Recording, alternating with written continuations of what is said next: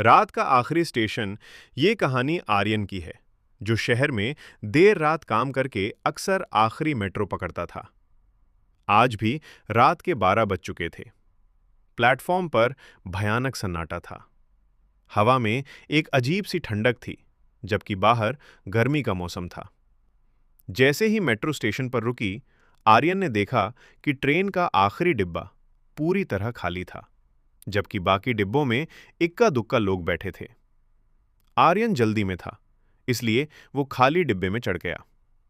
दरवाजे बंद होते ही डिब्बे की रोशनी अचानक झिलमिलाने लगी और फिर धीमी पड़ गई। ट्रेन चलने लगी। आर्यन ने अपनी घड़ी देखी। अभी भी मंजिल तक पहुंचने में 15 मिनट थे। वो सीट पर बैठा और फोन निकालने लगा। तभी उसे डिब्बे के दूसरे कोने में कुछ दिखा।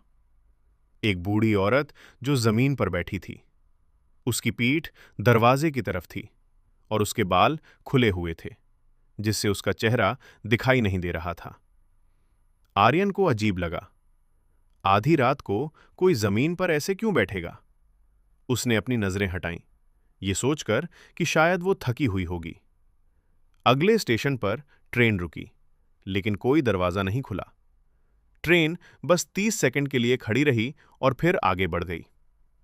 आर्यन ने बूढ़ी औरत की ओर फिर देखा। अब वो थोड़ा करीब आ गई थी और अब वो जमीन पर बैठने के बजाय बस कुछ इंच ऊपर तैर रही थी। आर्यन के रोंगटे खड़े हो गए। उसने हिम्मत जुटाई और आवाज माफ दी, कीजिए बूढ़ी अम्मा, माफ कौन है करना, आप? आप कौन हैं? क्या आप ठीक हैं? बूढ़ी औरत ने धीरे धीरे गर्दन घुमाई। आर्यन की सांसें रुक गईं। उसका चेहरा नहीं था।